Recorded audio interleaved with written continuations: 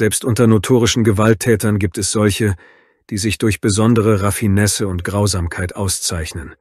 Wahre Monster. Die heutige Geschichte handelt genau von solchen Monstern in Menschengestalt. Das Streben nach Abenteuern ist bestimmten Persönlichkeitstypen eigen, allerdings sind solche Wünsche mit Gefahren verbunden. Wenn man sich weit weg von seiner gewohnten Umgebung befindet, riskiert man auf aggressive Menschen zu stoßen und manchmal auf echte Monster zu treffen. Chris Farmer und Peter Frampton lernten sich in ihrer Schulzeit kennen, als beide 14 Jahre alt waren. Diese Begegnung war schicksalhaft. Seitdem fühlten sie sich untrennbar miteinander verbunden. Die Ruhe und Ausgeglichenheit des Mädchens glich die Impulsivität ihres Partners aus. Die Beziehung entwickelte sich allmählich und bewusst und reif. Da sie sich der Bedeutung einer soliden Grundlage für das zukünftige Familienglück bewusst waren, beschlossen die Verliebten, die Heirat bis zum Abschluss ihres Studiums zu verschieben. Sie waren sich einig. Bevor sie eine Familie gründeten, mussten sie finanzielle Stabilität und Sicherheit für die Zukunft erlangen. Chris bestand auf dieser Position, da er aufrichtig glaubte, dass eine Familie auf einer soliden finanziellen Grundlage aufgebaut sein sollte, und Peter teilte seine Überzeugung. Die jungen Leute waren gesellig und aktiv, besuchten regelmäßig laute Partys und andere Veranstaltungen. Bereits als 10-jähriger Junge hatte Chris fest beschlossen, sein Leben der Medizin zu widmen und Arzt zu werden. Diese Absicht wurde zur Grundlage seines gesamten weiteren Lebens. Mit 25 Jahren schloss Chris erfolgreich sein Medizinstudium mit einem Diplom ab, während seine Geliebte ihr Studium an der juristischen Fakultät beendete. Zu diesem Zeitpunkt war sie 21 Jahre alt. Sie wuchsen in der kleinen englischen Stadt Chorlton-on-Mersey in der Nähe von Manchester auf. Chris' Familie war groß. Er hatte 2 Brüder und 2 Schwestern. Dank ihrer Arbeitsfähigkeit und Zielstrebigkeit gelang es dem Paar, finanziell unabhängig von ihren Eltern zu werden, indem sie in prestigeträchtigen Berufen erfolgreich waren und sich ein würdiges Leben aufbauten. Ihre Liebe zum Reisen führte die jungen Leute zu interessanten Reisen in verschiedene Länder Europas, zu exotischen Orten wie Marokko und anderen Teilen der Welt. Im Dezember 1977 verließen der junge Mann und seine Begleiterin ihre Heimat, um eine lange Reise um die ganze Welt zu unternehmen. Auf diese Weise wollten sie ihren Erfolg feiern und über die Perspektiven ihres weiteren Lebens nachdenken. Nach einer etwa 6-monatigen Reise durch die Weiten Australiens, während der sie die Schönheit und Kultur des Landes genossen, machten sich die jungen Leute auf den Weg zu den Inseln des Pazifiks und setzten ihre Reise entlang der Westküste der USA fort, um sie schließlich im malerischen Belize zu beenden.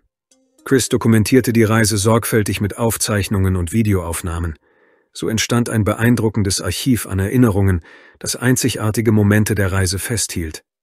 Das gefilmte Material wurde regelmäßig zusammen mit Briefen an die Familie nach Hause geschickt, sodass die Angehörigen die Ereignisse buchstäblich mit den Augen von Chris miterleben konnten, obwohl sie weit weg waren.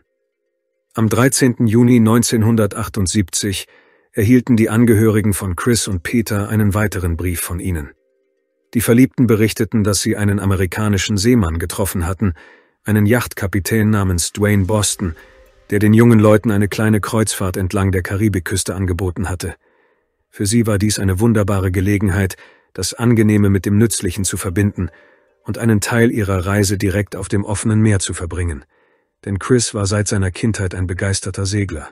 Der Junge erzählte begeistert von seinem neuen Bekannten, Kapitän Dwayne Boston, an dessen Bord sich 2 Jungen befanden. Es waren seine Kinder, Vince und Russell. Die Reise sollte 2 Wochen dauern, daher wurde erwartet, dass der nächste Brief später als üblich verschickt werden würde. Es verging jedoch viel mehr Zeit, bevor die Verwandten wieder etwas von dem Paar hörten, und die Sorge begann zu wachsen. Die Reise sollte für Chris und Peter kein Problem sein. Die Verliebten hatten schon viele verschiedene Herausforderungen gemeistert. Außerdem kannte sich Chris bestens mit dem Segelsport aus. Seit seiner Kindheit ging er seiner Lieblingsbeschäftigung nach und überquerte mit seinem Boot mehrfach kleine Gewässer. Kapitän Dwayne Boston bezeichnete sich humorvoll als echten Karibikpiraten, und diese Beschreibung erwies sich als wahrheitsgetreuer, als es zunächst den Anschein hatte. Wie der Mann zugab, beförderte er Passagiere auf seiner rund 10 Meter langen Yacht. Die Reise verlief sehr abwechslungsreich und spannend. Die meisten Tage waren aktiv. Angeln, Spaziergänge an den Stränden und durch dichte tropische Wälder, Erkundungen interessanter Orte. Die jungen Leute waren euphorisch und freuten sich über jeden Moment, den sie zusammen verbrachten. Als es Zeit war, zum Hafen zurückzukehren, musste der Kapitän die Reisenden an den Ort bringen, von dem aus sie ihre Reise weiterführen wollten, um eine Reihe neuer Orte zu besuchen. In einer der Mitteilungen, die er während der Reise verschickte, teilte Chris seine Beobachtungen über den Besitzer der Yacht mit und wies auf dessen übermäßige Grausamkeit hin. Die Kinder des Kapitäns verrichteten einen Großteil der Arbeit an Bord, gehorchten ihrem strengen Vater und wurden selbst für das geringste Vergehen grausam bestraft. Nach Meinung von Dwayne Boston trug genau diese Erziehungsmethode zur Bildung des Charakters eines echten Mannes und eines vollwertigen Seemanns bei. Ein solcher Ansatz stand in krassem Gegensatz zu den Ansichten von Chris und Peter, die von solch strengen Methoden schockiert waren. Den jungen Leuten blieb jedoch keine andere Wahl. Sie hofften, 2 Wochen ohne Konflikte auf der Yacht überstehen zu können. Später erinnerte sich der Sohn von Kapitän Boston, dass die Fahrt zunächst recht ruhig verlief und wie eine gewöhnliche Reise war. Dennoch begann sich die Atmosphäre aufgrund der Enge an Bord und kleinerer Streitigkeiten zu verschlechtern. Allmählich erreichte die Spannung einen kritischen Punkt, als die erwachsenen Besatzungsmitglieder eine offene Abneigung gegeneinander entwickelten. Sogar die Kinder stritten sich ständig wegen Kleinigkeiten, weil ihr Vater grausam war und zu körperlicher Züchtigung und öffentlicher Demütigung griff. Am 29. Juni 1978 schickte Chris seinen Eltern eine Nachricht, in der er ihnen mitteilte, dass sich ihre Route geändert habe. Sie beschlossen, die Segeltour vorzeitig zu beenden und gingen in der Stadt Livingston in Guatemala von Bord. Von dort aus wollte Peter sofort mit dem Flugzeug nach New Orleans fliegen, während Chris allein nach Trinidad weiterreisen wollte. Als er die Bedingungen an Bord von Dwaynes Yacht beschrieb, äußerte der junge Mann zunehmend Unzufriedenheit. Diese war in erster Linie auf die beengten Platzverhältnisse an Deck zurückzuführen, die ihm keinen persönlichen Freiraum ließ. Die ständige Nähe zur Crew, insbesondere zum unhöflichen Kapitän, wurde zu einer Quelle von Spannungen und Irritationen. Dennoch setzte die Gruppe ihre Reise von Insel zu Insel fort. Am 29. Juni warf der Kapitän in der Nähe einer weiteren Insel den Anker. Gegen Mittag begab sich die Crew an Land und machte sich auf den Weg zu einem alten Leuchtturm, in dessen Nähe ein Fest stattfand. Die Party hob dank des Barbecues und der Fülle an alkoholischen Getränken die Stimmung aller. Die ganze Gruppe gab sich der Fröhlichkeit hin, die sich als letzte schöne Erinnerung vor dem tragischen Ende herausstellte. Die folgenden Tage waren von beunruhigendem Schweigen seitens der jungen Reisenden begleitet. Das veranlasste ihre Angehörigen, sich Sorgen zu machen. Peter schickte auch Briefe an ihre Familie. Auch in ihrer letzten Nachricht beklagte sich die junge Frau über die angespannte Stimmung an Bord der Yacht. Dwayne kritisierte ständig seine Söhne und äußerte sich unzufrieden über jede Kleinigkeit.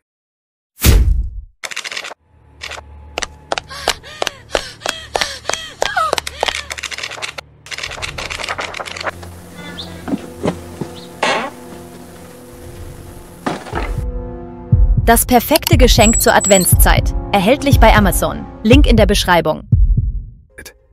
Sie fand, dass er einen schwierigen Charakter hatte und die Situation unerträglich war. Leider folgten auf den Abbruch der Kommunikation zwischen Chris und seinen Verwandten bald auch keine Briefe mehr von Peter. Was genau danach geschah, konnte nie geklärt werden.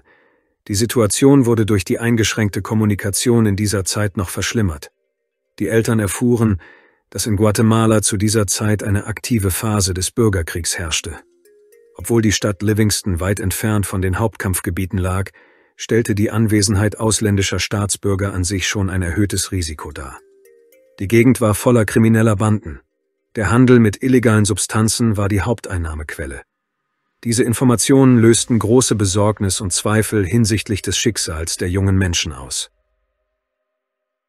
Die dichten Wälder Guatemalas waren ein ideales Gebiet, um zufällige Reisende zu entführen und ihre Leichen zu verstecken. Wenn lokale Banden Touristen entführten, war die Wahrscheinlichkeit, dass sie gefunden wurden, sehr gering. Außerdem bedeutete es fast sicher den Tod, sich in den Dschungelgebieten zu verirren, insbesondere für unvorbereitete Reisende. Die Angehörigen von Chris und Peter schlossen sich zusammen und unternahmen verzweifelte Versuche, den Aufenthaltsort der Verliebten ausfindig zu machen.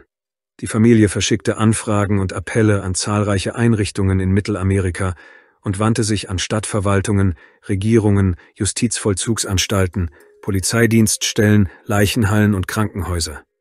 Die Suche blieb jedoch ohne nennenswerte Ergebnisse. Die Eltern gerieten in Panik, da sie monatelang keine Informationen über das Schicksal ihrer Kinder erhielten. Da sie sich der Schwere der Lage bewusst waren, beauftragten sie einen Privatdetektiv in Belize. Der Ermittler schaltete sich umgehend in die Nachforschungen ein und nahm Kontakt zu einem örtlichen Geistlichen aus Guatemala auf.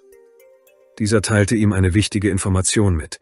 Im vergangenen Sommer seien in der Nähe 2 nicht identifizierte Leichen von jungen Menschen europäischer Herkunft gefunden worden, ein Mann und eine Frau. Mit hoher Wahrscheinlichkeit handelte es sich um die Leichen von Chris und Peter. Alle Illusionen hinsichtlich einer möglichen Verzögerung der Postsendungen des Paares waren endgültig zerstört. Der Augusttag 1978 war von einem düsteren Fund geprägt. Lokale Fischer stießen auf 2 menschliche Leichen, die unweit der Küste entdeckt worden waren. Die Leichen wurden in einer Entfernung von etwas mehr als 200 Metern auf ziemlich brutale Weise ermordet.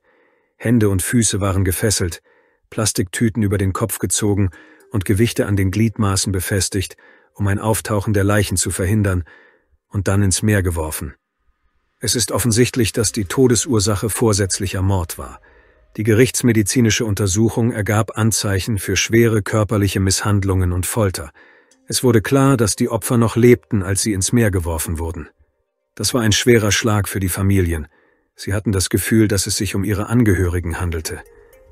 Da zum Zeitpunkt der Entdeckung der Leichen vor 6 Monaten nicht bekannt war, um wen es sich bei den Opfern handelte, wurden sie auf einem gewöhnlichen guatemaltekischen Friedhof in einem namenlosen Grab mit weißen Kreuzen beigesetzt. Um die Opfer zu identifizieren, mussten die Leichen exhumiert und ihre Zahnarztunterlagen aus Großbritannien verglichen werden. Der Prozess wurde durch technische Probleme und mangelnde Aufmerksamkeit seitens der lokalen Behörden erschwert. Alles stieß auf bürokratische Hindernisse. Erst nach langer Zeit und vielen Anstrengungen gelang es, die Identität der Verstorbenen offiziell zu bestätigen. Es handelte sich tatsächlich um das vermisste Liebespaar Chris Farmer und Peter Frampton. Nun quälte die Angehörigen der Opfer die Frage, wer wagte es, ein solches Verbrechen an ihren geliebten Kindern zu begehen? Der junge Mann und die junge Frau galten als ruhige und freundliche Menschen, die in keiner Weise mit Kriminalität in Verbindung standen. Die Angehörigen konnten sich nicht vorstellen, warum man ihnen das Leben genommen haben könnte. Leider kamen die Antworten auf diese Fragen erst 37 Jahre später. Die Ermittlungen wurden von Ermittlern auf beiden Seiten des Atlantiks geführt. Es gelang jedoch nicht, die Wahrheit herauszufinden. Bereits 1981 schloss die englische Polizei den Fall offiziell, ohne die Angehörigen der Opfer darüber zu informieren. Chris' jüngere Schwester Penny schickte ihrem älteren Bruder 4 Jahre lang Briefe, in denen sie an wichtige Daten wie Geburtstage und andere Feiertage erinnerte. Sie hoffte, eine Antwort von ihm zu erhalten, aber vergeblich. All dies hatte schwerwiegende Auswirkungen auf die Gefühle der Angehörigen beider Familien, die den Verlust ihres geliebten Sohnes und ihrer geliebten Tochter verkraften mussten. Auch endlose Anrufe und Anfragen bei ausländischen Behörden, Zeitungsredaktionen und Strafverfolgungsbehörden halfen nicht weiter. Sie versuchten mit aller Kraft, Gerechtigkeit zu erlangen und die Untersuchung zu beschleunigen. Chris' Vater wartete vergeblich auf Antworten. Er starb 2013. Schließlich nahm sich 2015 die 55-jährige Schwester von Chris der Sache an. In Penny erwachte das Talent einer Internetermittlerin. Sie beschloss, sich selbst auf die Suche nach der Wahrheit zu begeben. Die Ausgangsdaten waren äußerst spärlich. Der einzige Anhaltspunkt war der Name des Schiffes, mit dem das Liebespaar seine letzte Fahrt unternommen hatte. Dank ihrer Beharrlichkeit gelang es Penny, einen Mann namens Dwayne Boston aufzuspüren, der Eigentümer des Segelschiffs Justin B. war. Mit diesem Schiff hatte das junge Paar seine verhängnisvolle Reise angetreten. Mit Hilfe der Informationen aus den Briefen rekonstruierte die Frau die wichtigsten Details des Geschehens. Ihr Bruder und seine Partnerin berichteten ausführlich von ihrer Begegnung mit dem amerikanischen Seemann und seinen beiden Kindern, die sie auf ihrer Reise durch die Karibik begleiten wollten. Es wurde festgestellt, dass Chris und Peter zuletzt an Bord des genannten Schiffes gesehen wurden, das einem Mann aus Kalifornien namens Dwayne Boston gehörte. Aus den letzten Briefen ging deutlich hervor, dass sie dem Besitzer der Yacht misstrauisch und ablehnend gegenüberstanden und Spannungen zwischen ihnen herrschten. Dwayne wurde zum Mordverdächtigen. Es gab jedoch keine ausreichenden Beweise für seine Schuld. Penny hatte plötzlich eine Eingebung. Vor einigen Jahren hatte sie einen anonymen Account in sozialen Netzwerken erstellt, um die Aktivitäten ihrer Söhne heimlich zu überwachen. Damals schien dies eine gerechtfertigte Sicherheitsmaßnahme zu sein. Nun kam ihr die Idee, den Account auf ganz andere Weise zu nutzen. Um die Umstände der Tragödie aufzuklären, die mit dem Namen Dwayne in Verbindung stand, kam die Frau auf die Idee, die erwachsenen Söhne des Verdächtigen, Vince und Russell, aufzusuchen, da sie ebenfalls für an dem Doppelmord beteiligt hielt. Mithilfe dieses Kontos fand sie die Profile der Brüder in den sozialen Netzwerken. Zum Zeitpunkt des Verbrechens waren die Jungen 12 und 13 Jahre alt. Jetzt waren sie erwachsen. Man konnte mit ihnen sprechen. Das Gespräch begann mit einer direkten Frage. Penny erklärte, dass sie über die Tragödie informiert sei und die Umstände des Todes ihrer Angehörigen aufklären wolle. Einer der Gesprächspartner ignorierte die Nachricht, der andere erklärte sich bereit, die Situation näher zu besprechen. Später stellte sich heraus, dass beide Brüder aufgrund des Vorfalls unter starkem Stress standen und diesen tragischen Tag zutiefst bereuten. Laut Vince war sein Vater ein echtes Monster. Er missbrauchte Alkohol, übte Gewalt aus und terrorisierte seine Mitmenschen. Als er einmal zu viel getrunken hatte, verlor er die Kontrolle und beging direkt an Bord der Yacht einen Doppelmord. Er tötete Chris und Peter. Die Erinnerungen an diese Ereignisse waren so traumatisch, dass sie sich für immer in Vinces Gedächtnis einbrannten. Er hatte viele Jahre lang Albträume. Unter dem Einfluss des Gesprächs mit der Frau erkannte Dwaynes ältester Sohn endlich die Notwendigkeit, sich von der Last der Vergangenheit zu befreien. An einem Oktobermorgen im Jahr 2015 begab er sich zur Polizeistation in Sacramento und schilderte den Polizeibeamten die Einzelheiten des Verbrechens. Die Ermittler nahmen die Informationen ernst und untersuchten sorgfältig die Archivunterlagen zu dem 37 Jahre alten Fall. Dank der gemeinsamen Bemühungen der britischen und US-amerikanischen Strafverfolgungsbehörden konnten genügend Beweise gesammelt werden. Im Frühjahr 2016 wurde schließlich offiziell Anklage wegen Doppelmordes gegen den Besitzer des Segelboots, Dwayne Boston, erhoben. Vince bestätigte, dass er das Verbrechen ebenso wie sein jüngerer Bruder persönlich beobachtet hatte. Er erzählte die Einzelheiten des Geschehens. Zuerst schlug der Kapitän Chris brutal, zog ihm gewaltsam die Kleidung aus und fesselte ihm Hände und Füße. Dann befestigte er mehrere Metallteile eines Autos, die er auf dem Schiff gefunden hatte, an seinem Körper. Der lebende und hilflose Junge wurde über Bord geworfen, trotz des Widerstands der Kinder, die ihrem Vater nichts entgegenzusetzen hatten. Wenig später waren Schreie einer Frau zu hören, die von unter Deck kamen, wo Peter festgehalten wurde. Nach einiger Zeit teilte sie das Schicksal ihres Begleiters. Sie hatten natürlich keine Überlebenschancen. Als er über die vergangenen Jahre nachdachte, drückte Vince seine tiefe Trauer über die schwere Atmosphäre häuslicher Gewalt aus, die in der Familie herrschte. Anstelle der üblichen Kindheitsfreuden wie Ballspielen oder Fahrradfahren verwickelte der Vater die Jungen in Diebstähle und Überfälle, um sie zu Komplizen bei seinen Verbrechen zu machen. Die Brüder versuchten, sich dem Willen ihres Vaters zu widersetzen, wofür sie nicht selten erneut bestraft wurden. Vince war glücklich, dass man ihm nach Jahrzehnten des Ignorierens endlich zuhörte und ihm glaubte. Bei der von Penny initiierten Online-Ermittlung spielte Vince, der zum Hauptzeugen des Verbrechens wurde, eine Schlüsselrolle. Anfangs hatte er Angst, diese Erfahrungen sogar mit seinem jüngeren Bruder zu teilen, der ebenfalls Zeuge des Mordes geworden war. Nach der Tat verbot der Vater kategorisch, über das Geschehene zu sprechen und drohte mit dem Tod, falls sie sich an die Polizei wenden würden. Er versicherte den Kindern, dass er die jungen Männer beseitigen müsse, da sie angeblich die Behörden über die illegalen Aktivitäten von Dwayne informieren könnten. Der Täter betonte, dass niemand Verräter mag und drohte allen, die versuchen würden, die Wahrheit aufzudecken, mit einem ähnlichen Schicksal. Der grausame Tyrann schaffte es, den Willen der minderjährigen Kinder zu brechen, indem er ihnen unerträgliche Lebensbedingungen auferlegte. Den Opfern fehlte der Mut, sich offen gegen ihn zu stellen, selbst als sie erwachsen waren. Später unternahm der älteste Sohn wiederholt Versuche, sich an die Polizei zu wenden. Jede Anzeige wurde jedoch von den Ermittlern abgelehnt oder als nicht ernsthaft angesehen. Anfangs betrachtete Penny die Söhne des Angeklagten als mögliche Mittäter des Mordes. Mit der Zeit kam sie zu der Überzeugung, dass auch sie Opfer des Tyrannen waren. Sie hatten viele Jahre in Angst und Ohnmacht gelebt. Die Kinder waren Opfer der Umstände geworden, und das Schicksal von Chris und Peter war durch die Einschiffung praktisch vorbestimmt. Später stellte sich heraus, dass der Täter sie unter dem Vorwand einer romantischen Kreuzfahrt, die unvergessliche Erlebnisse versprach, an Bord gelockt hatte. Die ersten Tage der Reise verliefen recht angenehm. Die Verliebten verbrachten ihre Zeit auf dem Wasser, besuchten abgelegene Orte und bewunderten die Schönheit der Natur. Aber die Realität war viel düsterer als die Beschreibung in der Werbung.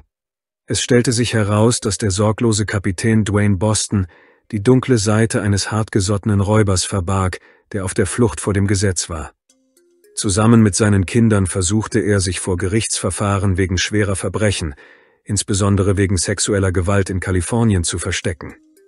Der flüchtige Verbrecher sah in den jungen Touristen eine leichte Beute und hatte im Voraus geplant, sich einer abgelegenen Bucht zu nähern, um ungehindert die Wertsachen und das Geld der Reisenden zu rauben. Weitere Untersuchungen der Aktivitäten des Verbrechers ergaben, dass die Tragödie, die Chris und Peter widerfahren war, möglicherweise nicht der einzige Fall von Gewalt war, den Dwayne Boston begangen hatte. Zuvor war er der Hauptverdächtige in den Ermittlungen zum mysteriösen Verschwinden seiner Frau Mary Lou gewesen. Die Frau verschwand spurlos, unmittelbar nachdem sie ihre Absicht bekundet hatte, die Scheidung einzureichen und die Kinder zu sich zu nehmen. Der Sohn des Mörders, Vince, behauptete, dass seine Mutter 1968, als er erst 3 Jahre alt war und sein Bruder 2, das Haus verlassen habe und nie wieder zurückgekehrt sei. Der Vater erzählte ihnen, dass ihre Mutter die Kinder verlassen habe. Die Brüder litten sehr unter dem Weggang ihrer geliebten Mutter und blieben in der Obhut ihres despotischen Vaters zurück. Mit zunehmendem Alter kam Vince zu dem Schluss, dass sein Vater, der in der Lage war, 2 Fremde zu ermorden, auch seiner Frau einen tödlichen Schlag versetzen könnte. Dabei halfen ihm offenbar seine Eltern, die ihm das Segelboot Justin B. kauften. Außerdem hatte der Vater einen triftigen Grund, seine Frau loszuwerden. Er wollte sich nicht scheiden lassen, sein Vermögen teilen, die Kinder abgeben und Unterhalt zahlen. Die Großmutter erzählte den Kindern, dass Dwayne ihr gestanden habe, seine Frau in den Rücken geschossen und dann die Leiche irgendwo versteckt zu haben. Mary Lou wurde nie gefunden. Später konnte seine Beteiligung an dem Mord aufgrund fehlender Beweise nicht nachgewiesen werden. Die Brüder versuchten wiederholt, die Umstände des Todes ihrer Mutter herauszufinden. Ihr Vater wich jedoch jedes Mal aus, wenn sie das Thema anschneiden wollten. Einmal, während eines seiner Alkoholexzesse, bestrafte er die Kinder brutal für ihre Fragen über ihre Mutter. Seitdem hatten sie Angst, dieses Thema anzusprechen. Die Kindheit und Jugend von Vince und Russell verlief wie ein ständiger Balanceakt am Rande der Gefahr. Der Vater, der häufig unter Alkoholsucht litt, verwandelte sich in einen aggressiven und unberechenbaren Tyrannen, der bereit war, seinen Zorn an seinen Kindern auszulassen. Dwayne wurde gefährlich, schrie die Jungen ständig an und suchte nach dem geringsten Anlass Streit. Für sie war diese Bootsfahrt eines der schrecklichsten Ereignisse in ihrem Leben. Die Kinder befürchteten immer wieder, dass ihnen das gleiche Schicksal wie Chris und Peter widerfahren könnte. Normalerweise organisierte Dwayne eintägige Angelausflüge für Touristen und entschloss sich nur einmal zu einer 2-wöchigen Reise mit 2 unschuldigen Opfern. Als Vince sich an die Getöteten erinnerte, bemerkte er, dass Chris und Peter sich durch ihre freundliche Art und ihre Aufmerksamkeit gegenüber anderen auszeichneten. Jeden Abend widmeten sie ihre ganze Zeit den Jungen und brachten ihnen neue Kenntnisse und Fähigkeiten bei. Diese herzliche Aufnahme löste positive Emotionen bei den Kindern aus, die seit dem Weggang ihrer Mutter keine freudigen Momente mehr erlebt hatten. Anfangs verlief die Kommunikation an Bord ruhig. Die neuen Passagiere schienen das Temperament des grausamen Schiffskapitäns zu mildern. Äußerlich verhielt sich Dwayne gastfreundlich und bemühte sich, einen guten Eindruck zu hinterlassen, aber dann fiel seine Maske wieder und enthüllte die für den Alltag charakteristische Grobheit und Grausamkeit. Jeder Fehler oder Misserfolg der Kinder löste Wutausbrüche und schwere Strafen aus. Lange Zeit zogen es Chris und Peter vor, sich mit Kommentaren zur Erziehung zurückzuhalten und Dwaynes Erklärungen über die Bedeutung einer strengen Herangehensweise an die Erziehung der Kinder anzuhören. Sie wollten sich nicht in fremde Angelegenheiten einmischen.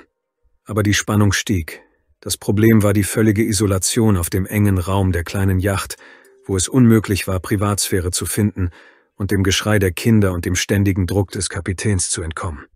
Eines Abends betrank sich der Kapitän wieder. Dwayne stürzte sich auf seine Söhne und begann, sie brutal zu schlagen. Das Verhalten des Schiffseigners löste bei Chris Protest aus, der sich öffentlich gegen eine solche Behandlung von Kindern aussprach.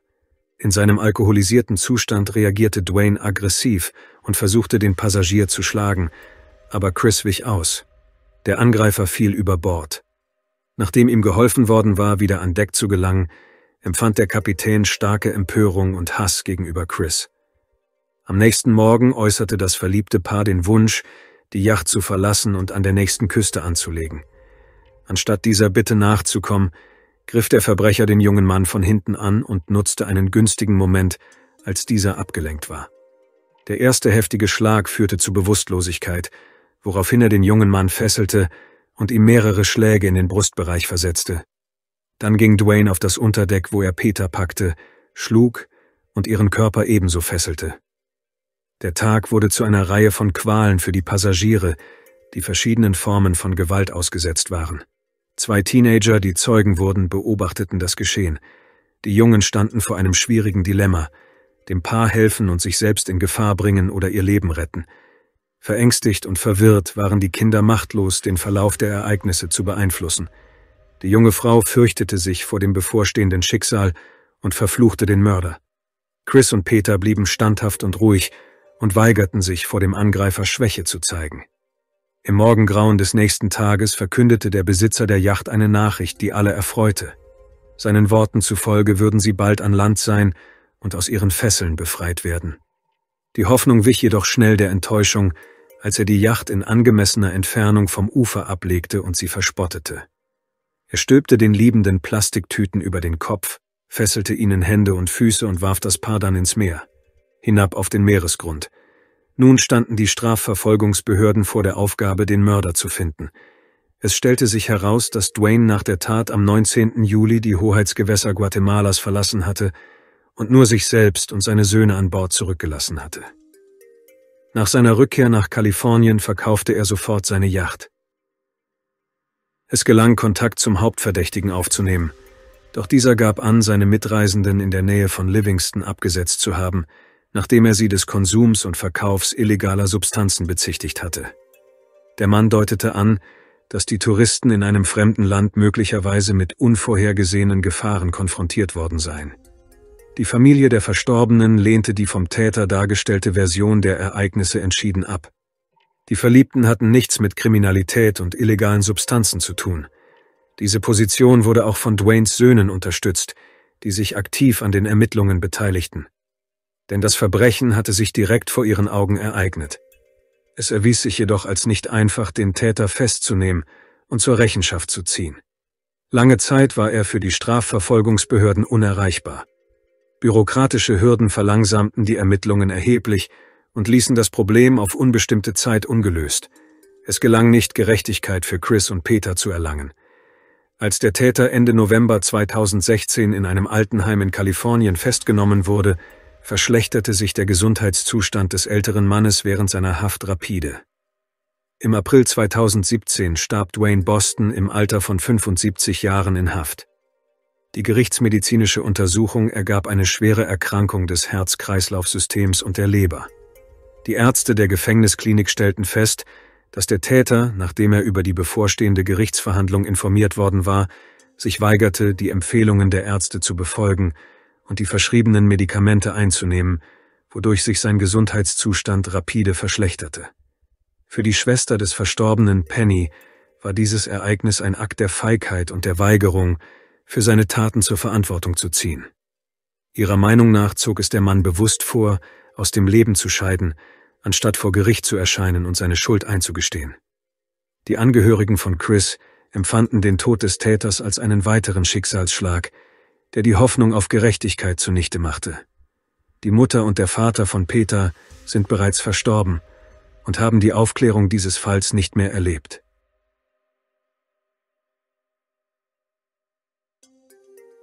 Danke fürs Zuschauen und passen Sie auf sich auf.